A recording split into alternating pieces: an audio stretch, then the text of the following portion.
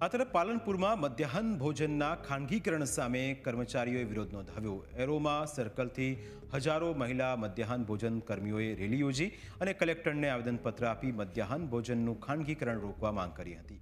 ખાનગીકરણ નહીં રોકાય તો ઉગ્ર આંદોલનની ચીમકી પણ આ તમામ કર્મીઓ ઉચ્ચારી છે, કારણ કે છેલ્લા કેટલાય સમયથી તેમની માંગ હતી કે આ પ્રકારે થઈ રહ્યું છે, છતાં ન થતાં આજે તેમનો રોષ રસ્તા પર જોવા મળ્યો।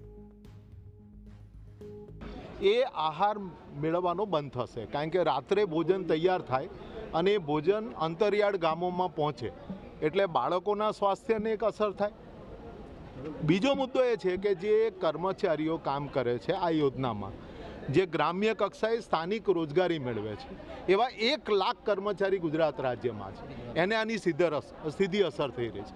એટલે આ બંને મુદ્દાને લઈને કર્મચારી જે મંડળો છે એ ગુજરાતની અંદર લડી રહ્યા છે અને એના ભાગરૂપ આજે એક આવેદનપત્ર કલેક્ટરને આપ્યું છે। અમે લોકો મધ્યમ વર્ગમાંથી આવીએ છીએ। અમારી જે સંચાલકોની માંગ છે કે આ ખાનગીકરણ ના થવું જોઈએ અને અમારી જે બહેનો છે એ વિધવા, તકતા અને અપંગ બહેનો છે। અત્યારે આ પરિસ્થિતિમાં એ લોકો આ અડધી એ લોકો જાય અને સરકારને એમના ઉપર જો સરકાર સારું જ બહેનોનું ઈચ્છતી હોય ને તો આ લોકોને એમનો હક મળવો જોઈએ, અમારો હક મળવો જોઈએ અમને। અને અમે આ જે ખાનગીકરણ થાય છે, ખાનગીકરણ ના થવું જોઈએ અને ખાનગીકરણ રોકવું જોઈએ એવો માર્ગ કહેવાનો થાય છે।